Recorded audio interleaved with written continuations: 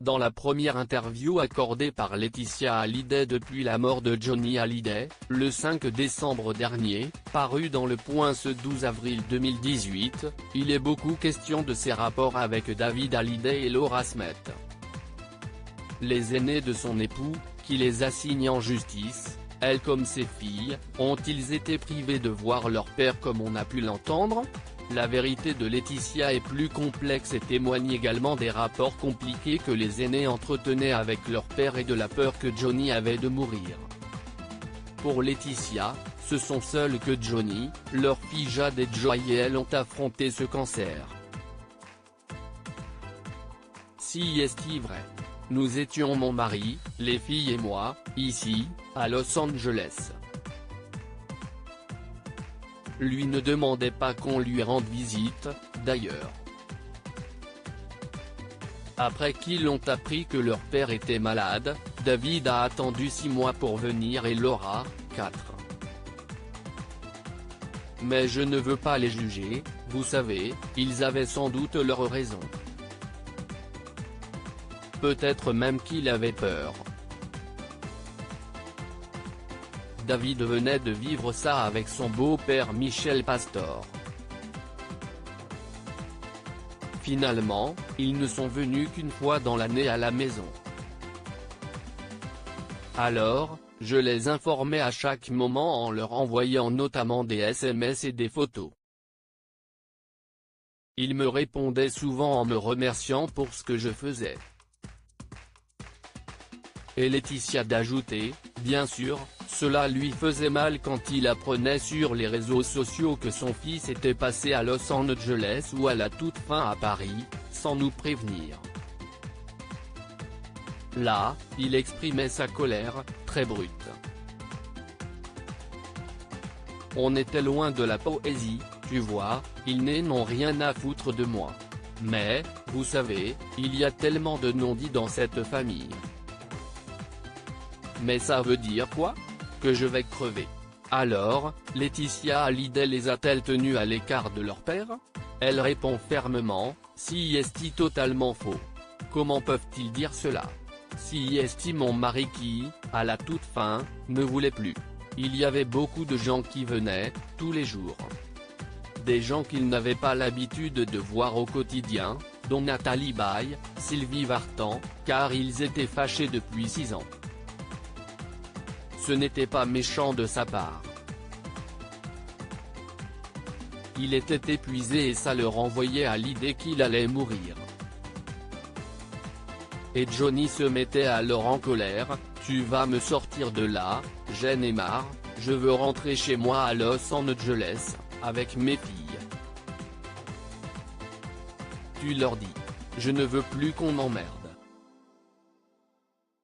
Mais ça veut dire quoi ? Que je vais crever. Dis-moi la vérité, je vais crever ? Non, je ne vais pas crever, tu m'entends. On va se battre. Dis-leur de partir. Laetitia confie que ça pouvait être parfois plus violent encore. Les dernières semaines en novembre 2017, Johnny Hallyday est hospitalisé à la clinique Bizet.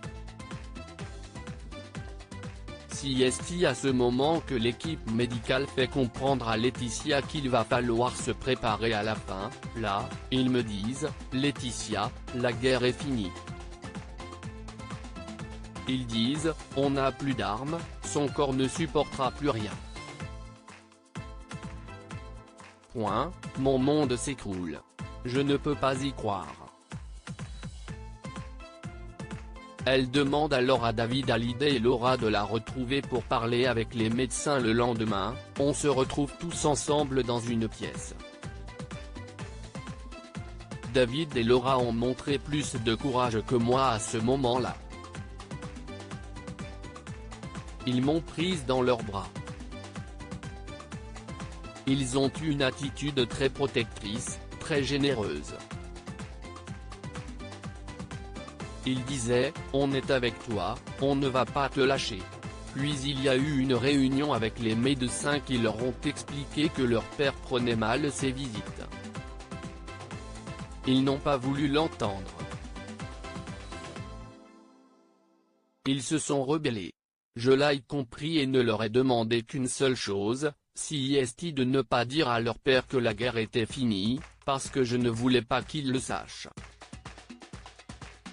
Si est aussi laquelle leur annonce le souhait de Johnny Hallyday d'être enterré à Saint-Barthélemy, un souhait qu'il exprimait depuis 10 ans. La suite, si est le retour à Marne-la-Coquette.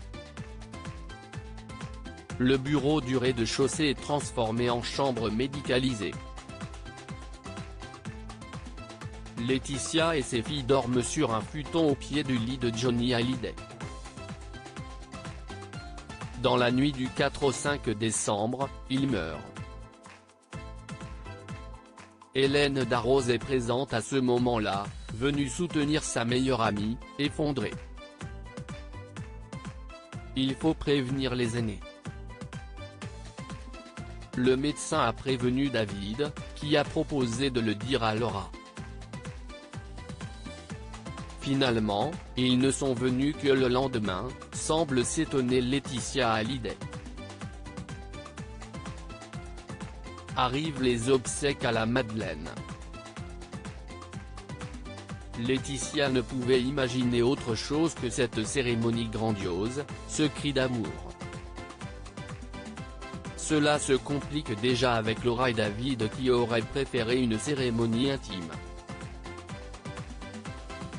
Vient ensuite la mise en terre à Saint-Barthélemy et l'apparente union sacrée entre Laetitia, David et Laura.